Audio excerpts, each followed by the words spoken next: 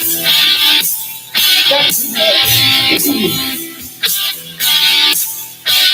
I hot? Hello, ladies and gentlemen. Welcome. This is Lou Angelwolf. Welcome to the imho.love show. Having some trouble here on the headphone board here. I wish they'd pay their light bulb here. I don't know what it is, man. It's always a little something. So here comes Vaughn rushing in. Yeah. Dun, Okay. dun, dun, dun. Well, ladies and gentlemen, welcome. My name is Lou Angelwolf here with Mike Murburg and Kathy McGuire. I don't have any sound in my cans, brother. Yeah, I got none either. So we are here in the Tan Talk Studios in sparkling downtown Clearwater. I got a little bit. We're in. Okay. And all right. Okay. Hold on. Mic one. Isn't this a lot of fun? All right. Checking on everything. Are you hot? Cat Carol says she can hear us loud and clear, so Okay. we just can't hear ourselves. Yeah, I can hear Can you hear- myself. All right. Can you hear yourself? Everybody hear back on yourself? now. Okay, Okay. we're Pretty loud. Yeah, that's Yeah, okay. that's- all right. Oh, okay. How about? Well, you got to. there we go. What side are you on? I'm on. Let me try this one. Hello. No, that's right. Left. All right, maybe you're a little Okay. too high. Sorry, folks. This is How many people does it take to adjust our headphones? I don't know. 4. How That's about good. You got You it. good? Okay. All I can right. live with that. All right. Alrighty then. Hold on. Take two. Take 2. Good evening, ladies and gentlemen, and welcome to the imho.love show. I'm Lou Angelwolf here with Mike Murburg and Kathy McGuire. It's a show about, in my humble opinion, on various topics. Tonight, we have a very, very special guest.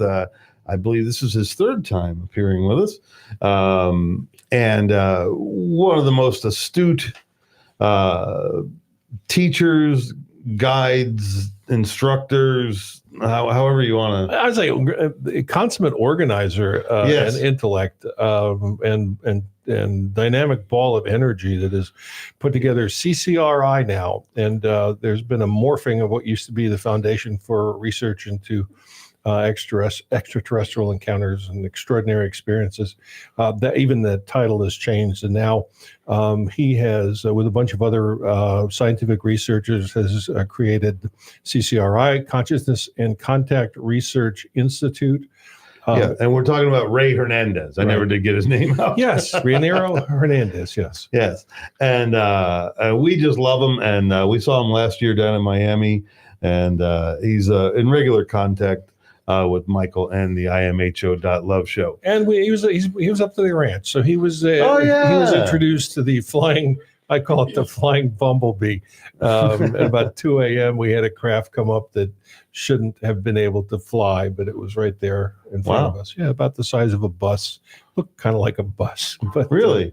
yeah, It was the Econo Earth trip. it's like Was it the Partridge Family bus? no. Okay, just checking. It was cylindrical. It was much larger though, so it looked more like a bumblebee than a bus. But it shouldn't have been able to fly. Maybe he can talk about that once we get on. Oh, very good. Well, ladies and gentlemen, I hope everybody can hear. Thanks for tuning in on Facebook there.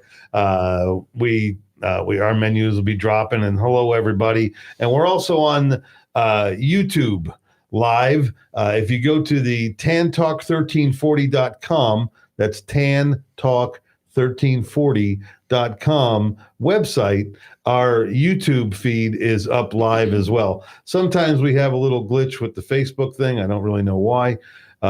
Could be, some giant puppet master in the sky moving things around. But it always feeds pretty easily on this camera here, which is the YouTube feed for the station. So welcome, everybody. Like I said, we're going to have Rey Hernandez on here in a little bit. He and his new now, is he still continuing on with MUFON and those guys? Well, he's or not with MUFON, actually. He's with the foundation. And they're free, and they're going to phase out free and morph it over into CCRI, from what I understand. Now, I'm going to have him clarify that, because it's an important move, because what CCRI is doing is using a scientific method to investigate consciousness and find out what is or are the conscious agents behind what we call objective reality, or the representation we see or call objective reality. So this is really the first time, like the Free Project, where modern science has actually taken its method and applied itself, and in this case, it's to the hard question of consciousness, which is the most difficult open question in science today. So he's put an amazing group of people together, including Professor Hine, who was our guest last week, and he's got a list of people. Jeffrey Mishlove here, Joseph Burks. Just a who's who in the area of science and the experiments and the research into the nature of reality and the nature of consciousness, and one of whom is Dr. Claude Swanson, who is one of my heroes. Wow! So yes, Claude. We'll talk about him too. I think we have gone way past the rabbit hole into a rhino hole. Yeah. This is way bigger than what could be bigger than the UFO consciousness and that entire thing, which is I'm sure what we're about to find out is the blending of all of this, and perhaps I guess the origin of it would be where this information is actually coming from, why we feel what we feel. There was a great article we passed back and forth a couple weeks ago, Michael, about we keep internalizing our consciousness like we're like these little individual consciousness cells that just kind of move through and around other levels of consciousness. But this article was pointing out, and I wish I could quote it, but I got the gist of it. I didn't get the Bible and scripture and verse, but the guy's saying that we are all immersed into this general consciousness that we really don't have nearly as much control as we think we do. We are being moved as the consciousness moves us. Yeah, I agree with that. Everything that I read and on the scientific level continues to bring me back to the study of Tao. And I listened to some lectures by Professor John Hagelin this week, and his theory, he's a mathematician and a physicist, is that consciousness is actually the unified field. It's the origin of all the streams of the universe at every level. It is the ocean of pure existence. Now, if those aren't terms that are taken directly out of Lao Tzu's Tao Te Ching, I have never read a word of it. So here's science. It's actually it's coming around. Well, it's coming to spirituality. It's coming back to where it all began before Descartes had his dream, and we started creating a materialist Cartesian reality around it for the last 300 years. Right. And what we're experiencing now is the unification of science and spirituality. There's some beautiful bridge builders around, of which we are they, to bridge the gap, because it's for many years it was either camp. You were either completely spiritually submerged or scientifically submerged, and a lot of times you would void out the other's program mentally so you could believe in your own more. And what we're finding out these days is all this stuff is actually intermeshing and intermingling and blending, again, exemplifying this is all one thing. And what happens is when we divide, we take opinions away and we huddle away with, this is our opinion, our precious opinion. We sit here and we pet it, and we have people contribute money to us so we can maintain our little opinion. And there's people with a adverse opinion. They're petting their opinion on the other side, and they're both training these vicious opinions to stand against the other. But I think what happened is they finally let go of these vicious opinions, and they started sniffing each other out and moving around each other and realizing, hey, we're all part of the same thing. Well, it's all connected to the same consciousness, and that's a big issue in the science of consciousness these days. Are in fact we all individual little sleeper cells, or are we all sleeper cells? Sleeper I cells. always love that term, man. I mean, individual sleeper Little cells, sleeper cells, like time to get up. connected to the source, or is it all just source? So that's a good question. But what's important about Ray's work, though, because he is an experiencer, he is a contactee. He's got a great story. He does, And and we're not going to go into that because it's all over the internet. We don't need to know it. We can do the TV guide version. Well, our listeners. everything he has to say is in Free's book. Okay. Beyond UFOs, and it's all there, just like my chapter is. Believe it or not, even though nobody ever reads it. But in fact, it might actually become important someday because it's my conclusion that it is all one interrelated entity. And what we're finding today is that the nature of physical reality doesn't match up to scientific expectations of what it is. There's something beyond it. There are atoms that underlie this table. We can't see them individually. We don't even know they're there with our perceptual abilities. They're there because we understand and we are told that they are there. So this reality is a virtual reality. Okay. That's all there is to it. And then once you accept that this is a virtual reality, you start looking into things like the non-locality. Is non-locality reality? And you have to say that it is, because locality does not bring forth the results to the scientific method that you would expect. And that's why science is at its absolute end right now.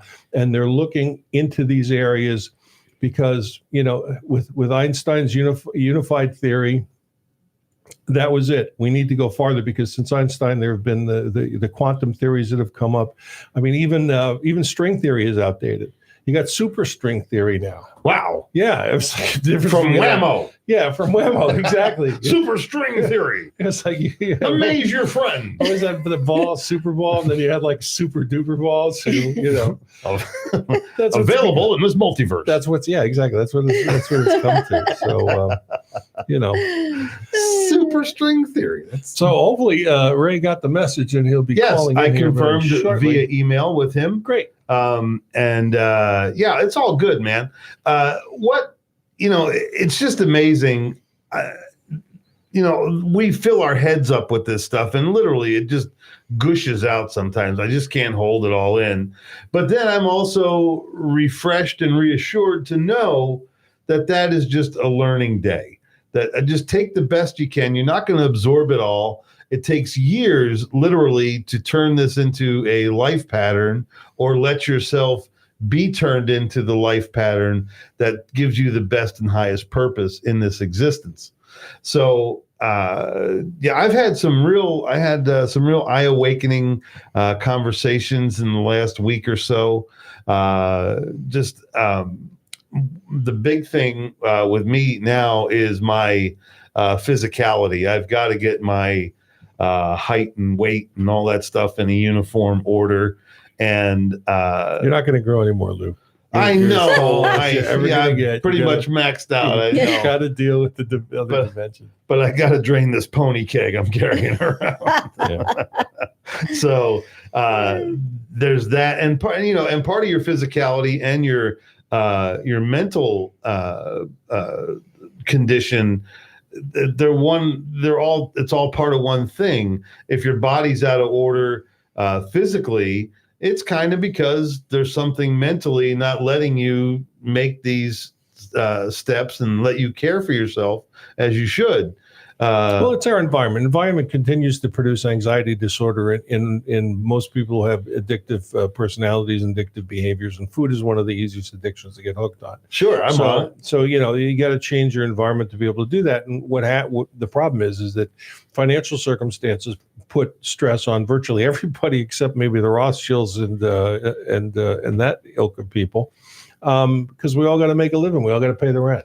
Yeah. Well, I heard a phrase the other day, and it's been around a long time, but it finally sat on my shoulder, and it's been biting me in the earlobe. The working poor. Man, I see them a lot, and it's a lot of us. Yeah, it's everybody who can't pay for their own health insurance.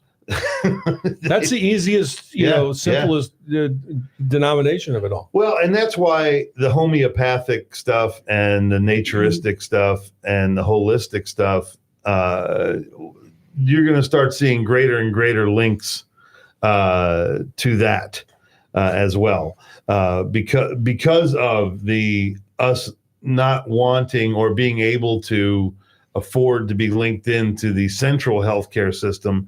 The only time I don't take much. I mean, maybe an ibuprofen every once in a while, but I don't take many drugs at all. But the only time I really would want to be immersed into the big medicine system is if I had something broken or if I needed, a major operation. But just for day-to-day stuff, my friend Fran used to say, she goes, I was never so sick as when I had great health care. So she was visiting a health care, regularly, and they found something for everything. So she's carrying around these 6 or 7 prescriptions when she said she really didn't feel that bad, but they told her that she did. So she's taking all these prescriptions for high this, low that, medium this, neutralize that, amplify this, move this over. Yeah, she was at MMI, Maximum Medical Insurance. Yeah, she had great insurance and tons of prescriptions to prove it. Then she got off of everything and felt even better, just doing some basic holistic things, your vitamins, eating well, getting some exercise, and it's all real basic, man. We can tell you 500 times. Yeah, good food, clean water, dirty sex.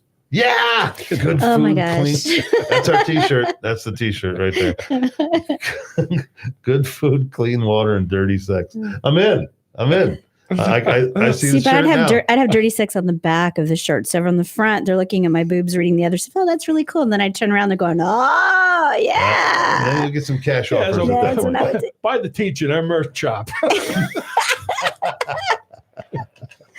Well, and here we are going into the Christmas season. And folks, just my little gift to each of you, use this piece of reasoning.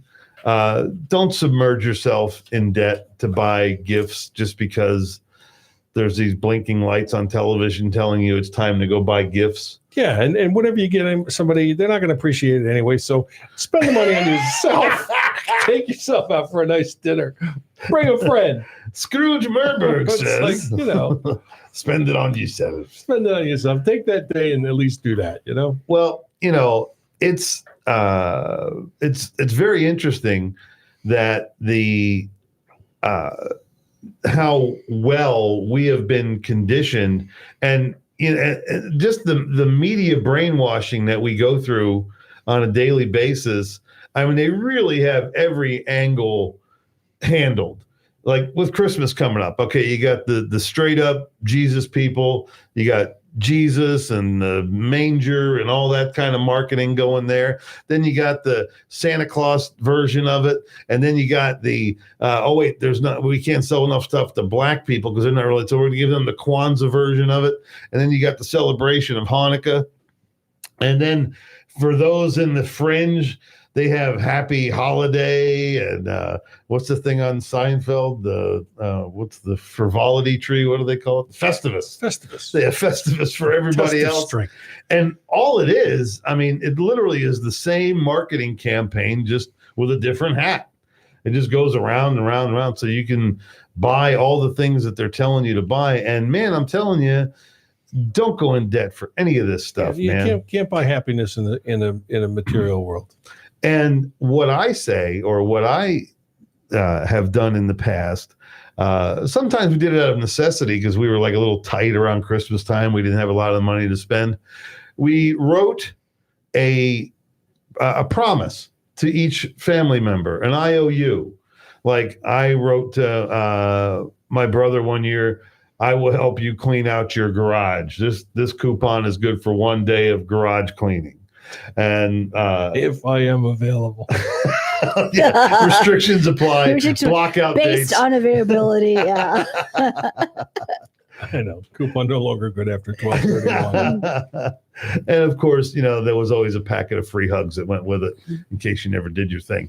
But so but it's things like that. It's the gift of your time, of your energy, the ability to sit down and, like, if a friend, like my friend Dave Fry up in New York, fantastic artist, and he was in the Dunedin Art Museum this year, and I went and saw him earlier in the year, saw his exhibit, and the gift that he gave me by bringing all his artwork down for me to just be able to stand there and look at it. And now that I'm very familiar with his stuff, I've been able to spend some time on his website and really look at what he's doing. And he's got an incredible eye. So, Dave, I'm not expecting anything for Christmas. You've already given me a huge gift by sharing your artwork with me, and thank you. And it's those kind of things throughout the year that kind of negate the need for this December 25th winter solstice pagan holiday, Jesus was born, the candle didn't go out time of year. So believe me, it's all a ruse. It really is. It's the Kmart 25-cent horsey out in front of the store. It ain't that great. But the human connection. Well, it's great until you're like 5. Yeah. Oh, yeah. Sure. Of course, a quarter is no longer what it used to be. Yeah, they were a nickel when I was a kid. A nickel. And you had trouble getting a nickel out of the old man too. Yeah. I did it to nickel. Yeah, it's like 1/20th of a dollar. Yeah. Come on, Pop. That's back when he smoked cigarettes. A nickel could have been, it could have been the deal breaker on a pack of smokes. So, but anyway, folks, it's that kind of thing that we, would appeal to you.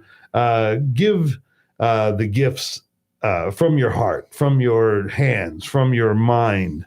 And that's kind of what we try to do here every week at the imho.love show. We give of ourselves because Mike and I speak often about these really, really big picture things. And sometimes when we're talking, we go, oh, that would sound good on the radio.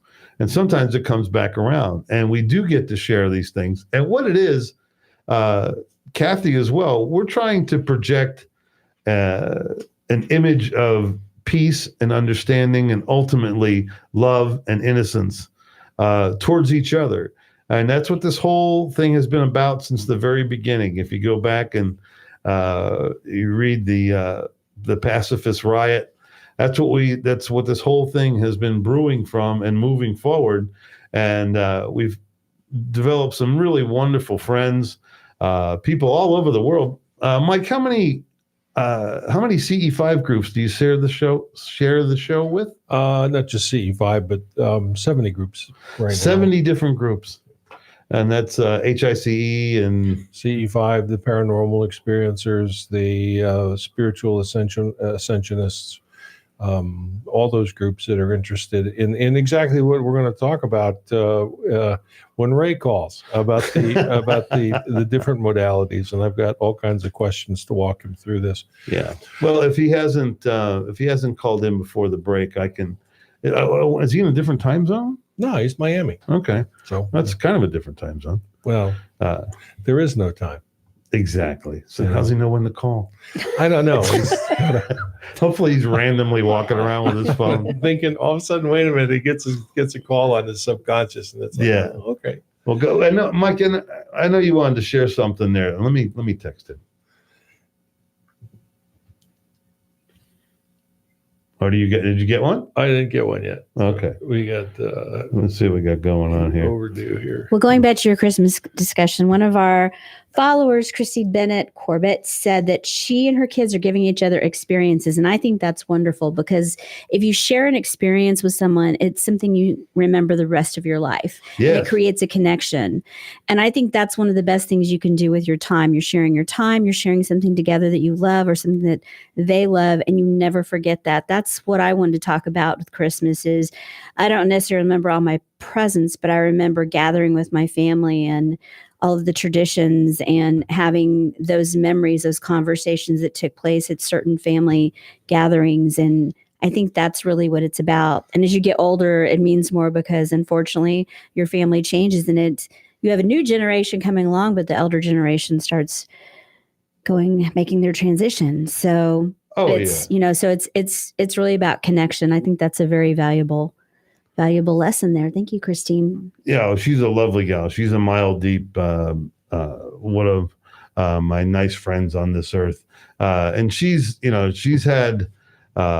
very, very smart lady, and she knows the truth. And as she ventures forth, especially with her kids and stuff like that, because a lot of times I think people that didn't get those experiences as a young person, if you didn't have those family things, all the cousins coming over and all that kind of Americana, which was really very beautiful if you think about it, all those Norman Rockwell paintings. Not in my family. I was the only girl, so my cousins were all boys, and my brother and my cousins used to play, tricks on me and stuff. But I'm okay with that. I was the baby, I was the girl. So a lot of attention. It was a lot of tension, but they did torture me a lot. They left me up in a tree one time for a couple of hours. I couldn't get out of the tree. But I watched them all get in trouble, so that was worth it. From the tree. From putting me up in the tree. Finally, they found me, and then they asked how I could got up there. I said, well, they put me up there. Then they walked away and left me. I was like 5. So wow. I still climbed trees after that. I was a tomboy. I didn't care. Yeah, I just couldn't get down off the tree. It was really high up. That's great. And and it's those simple things. We were talking about a friend of mine, Steve, that passed away not Baird, another Steve that passed away younger than his years.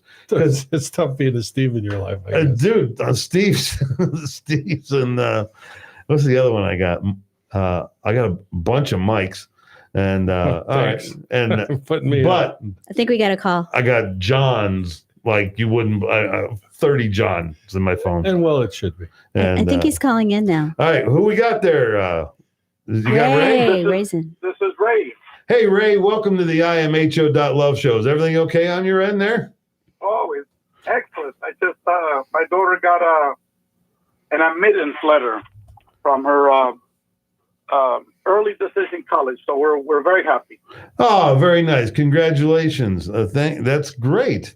And good news. Well, you put out some pretty good energy, Ray, so chances are you're going to be blessed in many, many ways. Congratulations on your new institute. We just been Yes, it's been many years in my mind. Now it's a reality, but little by little, it's moving forward.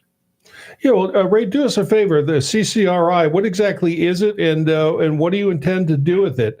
And kind of how did it morph from free into its present state of affairs?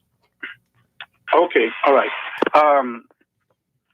To answer that question, I would have to give some background, some context to this. Well, we got 1 minute. We got 1 minute till break, so we may have to hold this.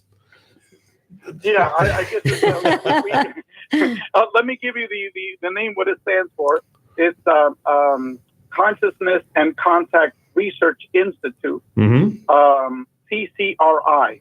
So that'll be the acronym for it. That's catchy. I like it. Yeah, thank you. So we're in the process of building up a website, and I could go into, after the break, some of the details. Oh, beautiful. And you have a new book out called A Greater Reality. Correct.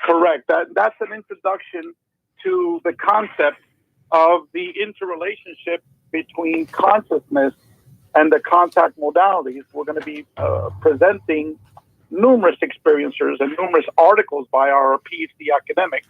Beautiful. That will present that this is not just about UFOs, it's not about NDEs or OBEs, et cetera, that they're all interrelated, and we need to start focusing of this phenomenon as an extremely complex phenomenon, which we know almost nothing about, but they all involve a manipulation of space-time. There you go. And Well, and that's what we're going to be exploring. beautiful. Well, ladies and gentlemen, you're listening to the imho.love show, in my humble opinion, .love.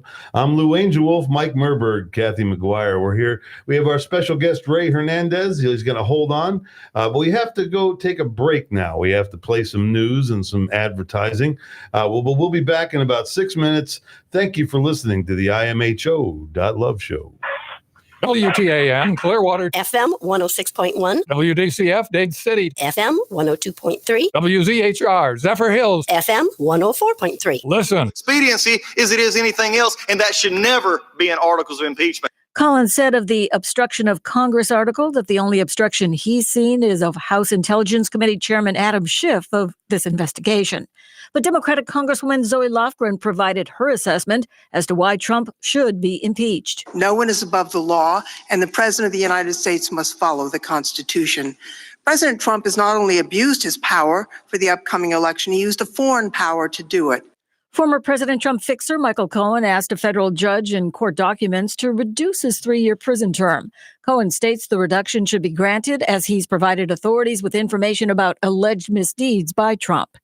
Inspector General Michael Horowitz restated his belief that political bias was not the root cause for opening the Russia probe, but he addressed the Senate saying the FBI did make some serious mistakes. We didn't see documentary and testimonial evidence of intent, but we also didn't hear good explanations, which left us with an open question on what the motive was and what the state of mind was. And the adjudicative process at the FBI and the department will now assess that.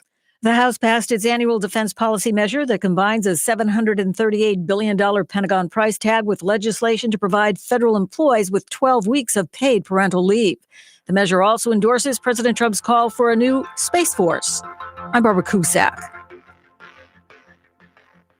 Are you in debt to the IRS? Are back taxes becoming a heavy burden on your life? If so, there is great news. IRS-approved Fresh Start relief programs are being made available to delinquent taxpayers through the Community Tax Hotline. If you are receiving wage garnishment, bank levy, payroll taxes, liens, are under audit, or owe the IRS more than $10,000 and can't afford to pay, your circumstances may allow you to escape a significant amount of what you owe or qualify you for other IRS relief programs. Call the Community Tax Hotline now at 800-342-4301. Now is the time to break free from IRS collections with this opportunity. Qualifying may end all collections, audits, and reduce your back taxes by thousands of dollars. If you owe the IRS back taxes or have years of unfiled returns, call the Community Tax Hotline today for a free consultation and to see if you qualify. Call 800-342-4301. 800-342-4301. That's 800-342-4301.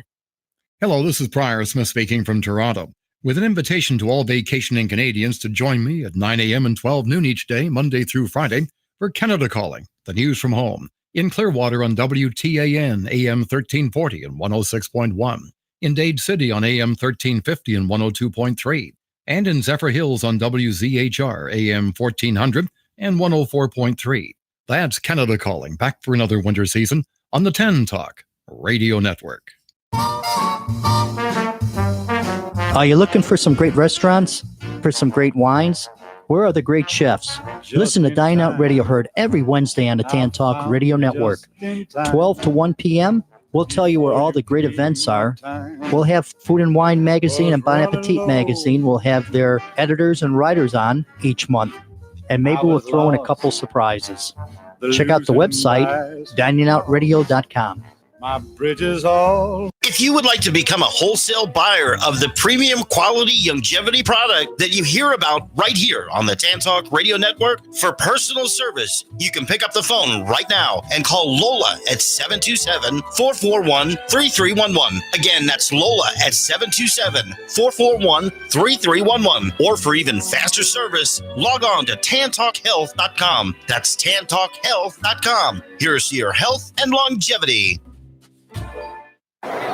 Go yard is a metaphor used in baseball, meaning to hit a home run. Life struggles can make you feel like you just struck out. It's times like these that we need a little batting practice to pick ourselves back up and get back in the game. Whether you are dealing with marital issues, drug addiction, rebellious teens, anxiety, depression, or just generally having a bad day, call Mama Mac. If life has you down 0-2, Before you strike out, learn to go yard. Go yard with Mama Mac on this radio station, Thursdays, 6 o'clock.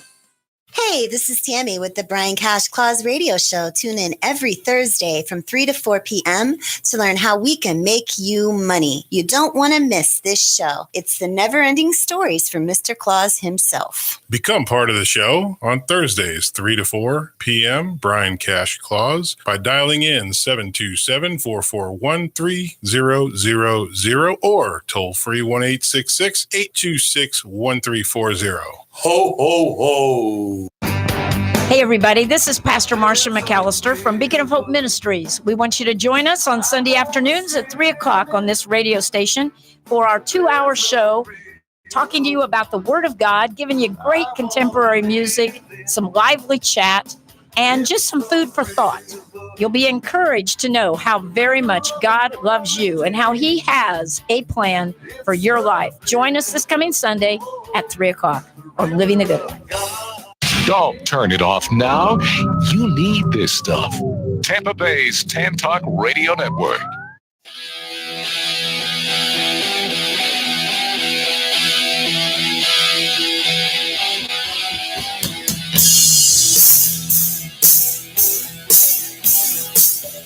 All right, ladies and gentlemen, welcome back to the imho.love show. In my humble opinion, love.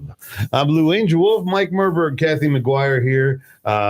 Special guest this week who has just started establishing a new institute, CCRI, Consciousness and Contact Research Institute, which is right up our alley here at the imho.love show as we do seek the supernatural, extraterrestrial information, UFOs, UAPs, all kinds of dimensions. EIEIO. And them too. Our special guest is Rey Hernandez.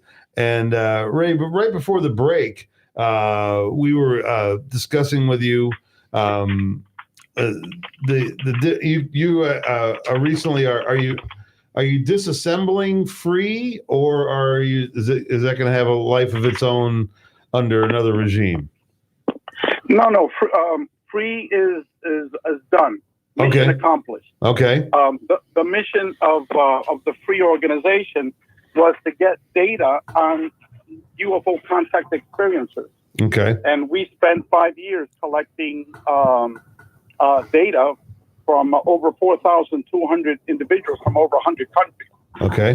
Before, all we had was just a compilation of thousands of anecdotal case studies.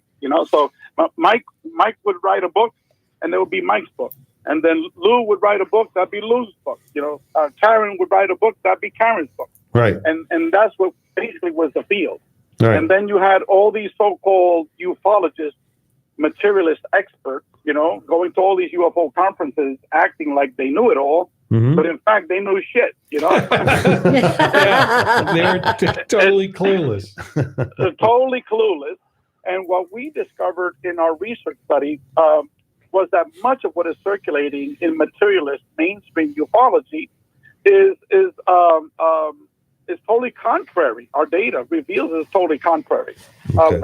Let me go over that very, very quickly, because I don't want to go over the things that we already discussed, last time I was into it about a year ago. But basically, if someone would say, okay, Ray, just give me the 4 top, items, the 4 major findings, okay? Okay. The 4 major findings, I would say, number 1 is that we wanted to explore this whole aspect of whether these were, devils, these were negative beings, totally out to destroy humanity and create all these hybrids that are going to take over the world, The Hollywood types. The Hollywood types. Or is this something a little bit more different? Okay. Okay. Well, we asked that question of positive, negative, or neutral in more than 25 different ways. We asked it both in our quantitative questions and in our qualitative questions, the open-ended questions. Okay. We even asked it for the different types of beings. We identified 12 major beings, even though you can't put these things in categories, because people have seen literally thousands of different types of entities, very different from each other. Sure. But anyway, we even asked for like the major ones. For example, we found out the small grays we asked them to categorize, was it highly negative, slightly negative, neutral, slightly positive, or highly positive? Okay, we did that for the 12 different categories. Okay. And I'm just using the short grades as an example. Okay. What we found out was that the negative responses was only 10.5%. That's it. 10.5? Okay. That's it. 10.5% were negative. Okay. So 1 out of 10 had a negative experience. People perceived it as a negative experience. Okay. Now, the highest one, obviously the human-looking beings were like 5%. The the energy beings were also like at 5%. But the one that had the highest negativity rate was the reptilian. Okay. Oh, yeah. That was at 22%. Okay. Well, they're the scariest ones. Well, that's what happened. Okay. They're also like 10 feet tall. That's right. We went into phase 3, where we asked people to describe the details of their experience with the different beings that they encountered. And so there was a total of 644 people that had experience with the reptilian.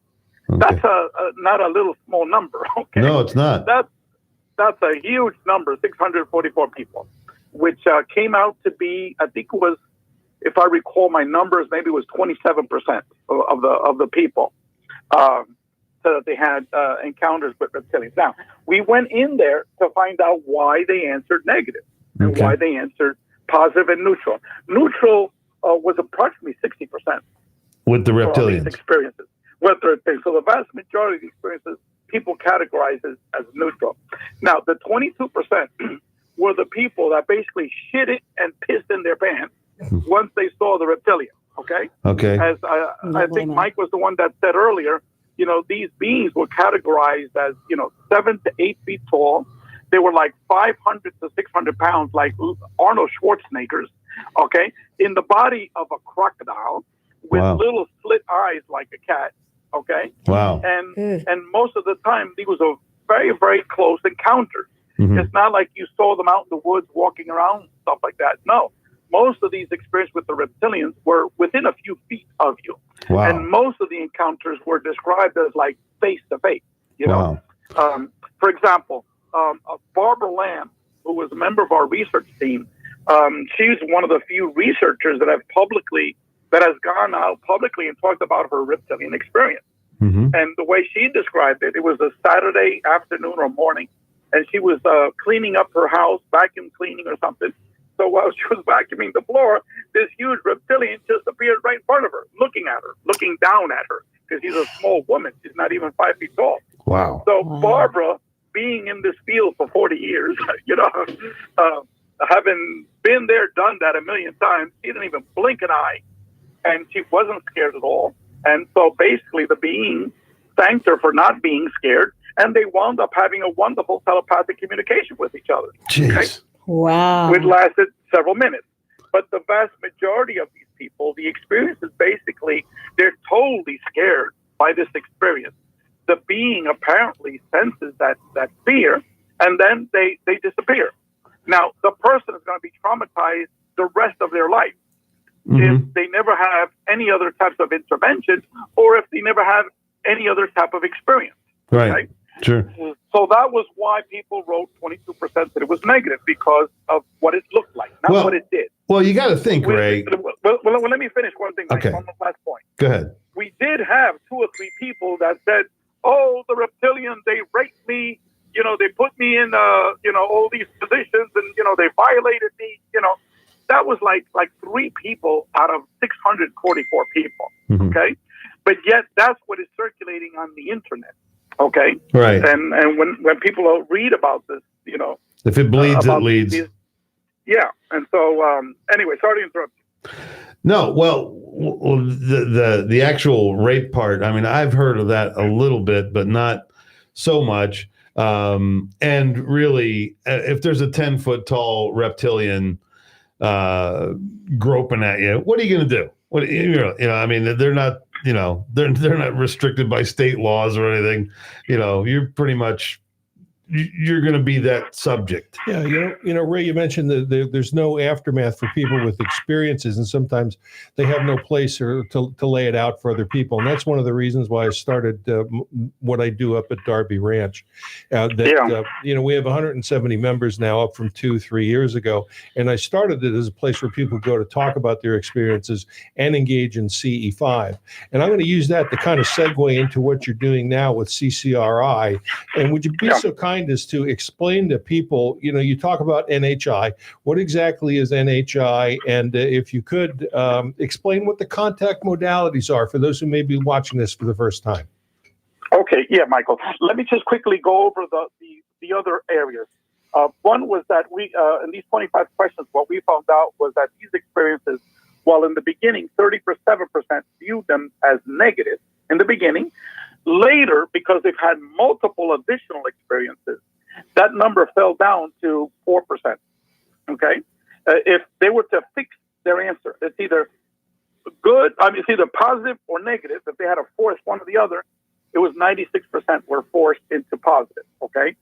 So we asked it in multiple different ways. So that was number one. Number two, these experiences, while they're perceived by the mainstream nuts and bolts people as mainly being physical types of experiences, the vast majority of these experiences, I would say the overwhelming majority of these experiences, are not physical. They can be considered paranormal experiences within the contact modality, which I'll define in a couple of minutes. Now, finding number three, these experiences result in a complete psychological profile transformation of the experiencer. Okay? The person starts off as a caterpillar and they finish like a butterfly. Let me give examples. People become less egotistical, more loving. They don't care about material things. They become much, much more spiritual. They become much more ecological. They become more consciously aware. They see that they have a purpose and mission in life. Okay? And I could go on and on and on. There was like 60 questions that we asked how these people change. And 85% of these people made a dramatic change in the opposite direction towards the positive. Wow. Now, the fourth major finding is that these experiences involve a manipulation of space-time, okay? The UFO contact experiences with a good majority of the people. For example, 50% of the people took our survey said that they were brought to a matrix reality, sort of like in Jodie Foster's movie Contact, okay? Okay. And that's what happened to me, okay? And you met Alberto. Alberto, several times he was brought to these other realities, and tons of other people. But that's such a crazy topic that very few people publicly talk about these things, you know? Right. It's sort of like you've been brought to like an NDE type of reality, but it wasn't an NDE. You know, in my case, I was driving my car on my way to work, you know? So, again, the manipulation of space-time. And that gets back to this whole aspect of the contact modality, okay?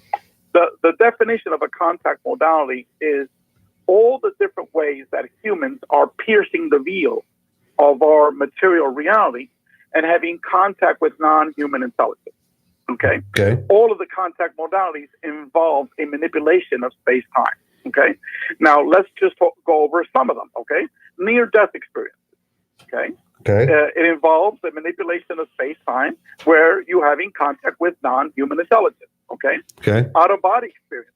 People always talk about their experiences with non-human intelligence through out-of-body experiences, okay? The UAP, UFO type of phenomenon, same thing, okay? People that see and communicate with ghosts and spirits, okay? Deceased individuals. Dr. Gary Schwartz calls them post-material humans, you know? Through mystical meditation, you can have contact with non-human intelligence. Via channeling, you can have contact with non-human intelligence. Via hallucinogens, ayahuasca, DMT, mushrooms, etc. People go into other realities and have contact with non-human intelligence, et cetera, et cetera, et cetera. Remote viewing, okay? Mm-hmm. I mean, every major remote viewer that has written a book about these topics has talked about their encounters with non-human intelligence and the communication that took place, okay? Yes. All the communication is telepathic now, okay? And all of them, in all of these experiences, everyone discusses that space and time don't exist, okay? Now, I had, so that's the definition of the contact modality. All of the researchers in our new organization believe that consciousness is primary. And that's a big load to discuss it, but we'll discuss it in a couple of minutes, okay? Consciousness is primary. Is primary. Okay. Okay.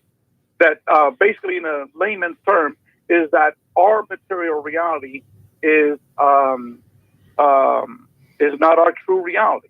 That it's a dream. You know? Okay. Ray, the way I like to say it is our reality is not an egg or a chicken. It's more like a meringue or a souffle. It's like you can't see the space between the electrons and the protons. You can't see the mass of the atom itself. And it's all a big show when the elements are so much different from what we see.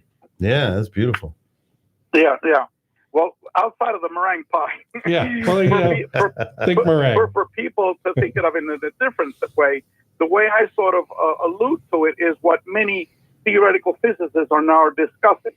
And this includes three theoretical physicists at MIT, a Nobel Prize winner, and literally hundreds of PhD physicists all around the world. Many of them are now talking about that we live in a what they're calling a simulated reality. Okay, that it's a reality within another reality, and that there might be a computer programmer at the end of it all. You know, a universal mind at the end of it all, and that that we believe that our reality is the definitive ending reality, but that our souls, our consciousness is infinite and eternal. And we live within that quote unquote simulated reality, you know. Mm-hmm. That's another way to possibly describe it. That's exactly what the Tao says. Yes. And well, now the physicists are catching up. And another thing is that most theoretical physicists, Rudy Shields, he's an 80-year-old professor of astrophysics from Harvard, okay? He told me, he says, Ray, if you graduate, and also Claude Swanson. Claude has a PhD in physics from Princeton. So we're not talking about two lightweights here, okay? Both of them told me, they said, look, Ray, if you graduate with a PhD in theoretical physics today, you're going to be an adherent to a multiverse theory, okay? Whether it's string theory or many worlds theory or other, theories that are out there, you're going to be accepting, okay, the hypothesis that we don't live in one reality. Okay. So we're talking the same thing, but in this context, is we're talking the Albert Einsteins of the world. The theoretical physicists are now almost all universally accepting this concept that our reality is not what we think it is. That we might live in multiple dimensions, multiple realities. Okay. Well, sure. So. Yes, but it's obvious to you and to me, Mike, as experiencers. But to the normal world that's out there, people are totally clueless that all the Einsteins of the world accept it. Yeah. Okay? What contact does, it breaks down duality. So once it breaks down duality, you no longer see things in an opposing fashion. You see it as part of the unity consciousness that begins to develop in all experiencers, I believe. I didn't mean that was one of the findings that we had in our research study. Yeah. Well, it's, for people that are trying to, pry the lid off this thing, where do you, a basic thing is, where do you go when you sleep? Where are you when you're sleeping? What's that dimension that's reporting back to you? This is just absolutely fascinating. And I'm just, my hat's off to you, Ray, for doing this in-depth research, doing all these studies, and doing it in a... Well, I'm going to say, more than hats off. I mean, what Ray has gotten this group together, he's gotten a group together to tackle the hardest open problem in science. That's the magnitude of what this man is doing. Yes, it's a multi-generational project there, Mike, as you know. We're not going to be able to even understand what questions to ask in my lifetime. Yeah, we don't even have the words to describe it yet. Correct. We don't have the terminology. Yeah. Even Dean Radin, who you're familiar with, who's written 3 books on the psi phenomenon and consciousness. In this public open meeting that we had about a month ago with all of these 18 PhDs, he says, I'm totally clueless as to what is consciousness. Okay, we're all clueless, and everyone's like nodding their heads, But what they do know is that all of them have the hypothesis that consciousness is primary. Yeah. Yeah. Go ahead, Mike. I was listening to a lecture by John Hagelin the other day, and he was the same thing. He goes, I did this group of math guys and I at MIT, the brightest mathematicians in the world, got together, and then we did an equation, and it was an 1,100-page equation, and it was beautiful. It all worked out, and in the end, we came to the conclusion that consciousness is the unified field. But after that, we just hadn't a clue. Yeah. Exactly. That's where we're at.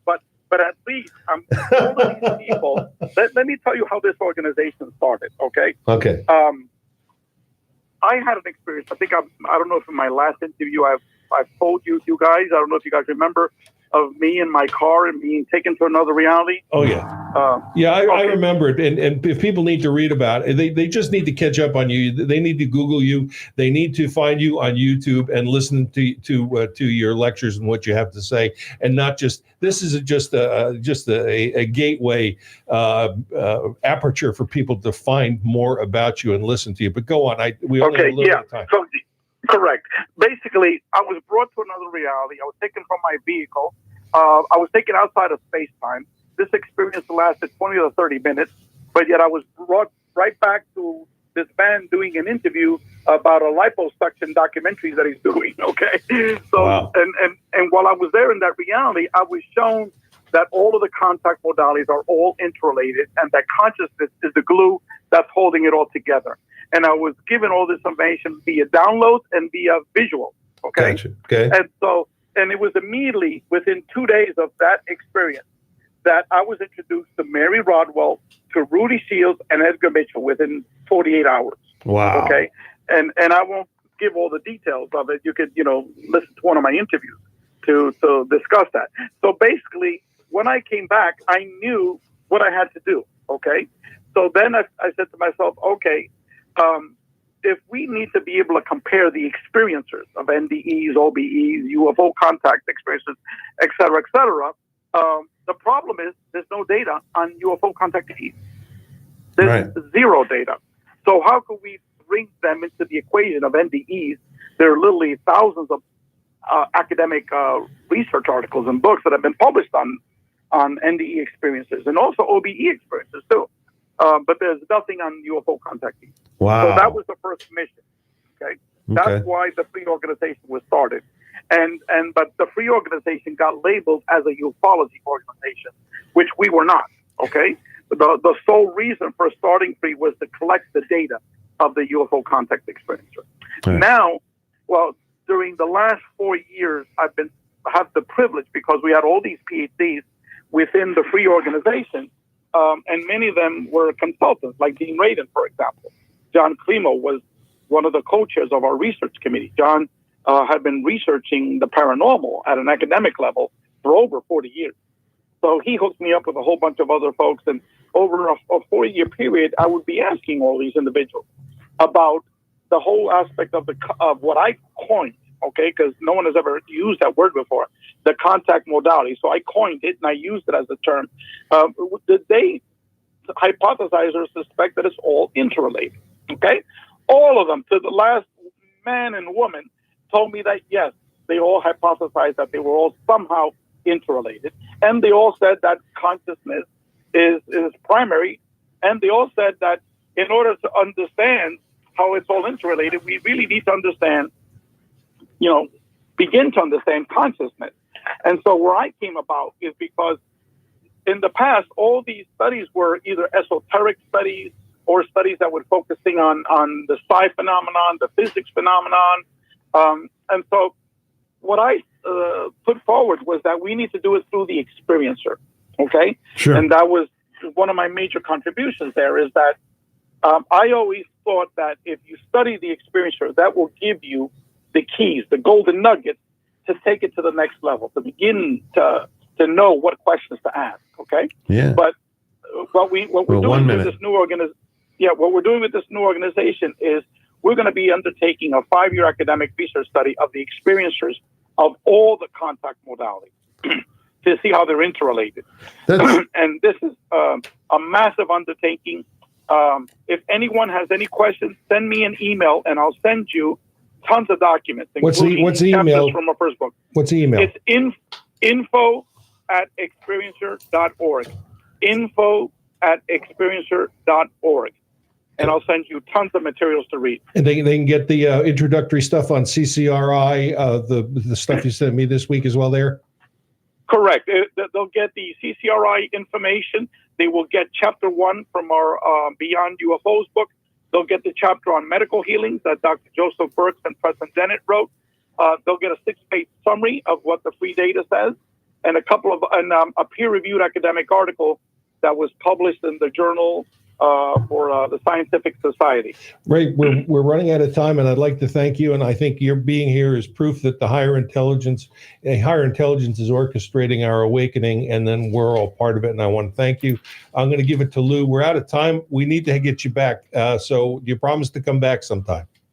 Yes, February is our next meeting of the organization, and just let me know when you want me back. Okay, we'll call, and maybe after the meeting you have something to update us on. Okay. Well, hey, we might do some CE5 in February. Don't forget. Yeah, I haven't forgot. I hope so. I hope we can see another flying bumblebee. Do you have that journal? Yeah, I certainly do. I keep the ranch journal. It's like in a safe. It's so valuable. Oh, we also had an couple ET visit at the ranch. We'll talk about that when you get there. Well, ladies and gentlemen, you've been listening to the imho.love show with our special guest, Rey Hernandez, Mike Murburg, Lou Angelwolf, Kathy McGuire. We got to sign off right now. We're out of time. But remember what we say every week. Use your head, but trust your gut. See you next week. imho.love. Thanks, Ray. Thank you, Ray.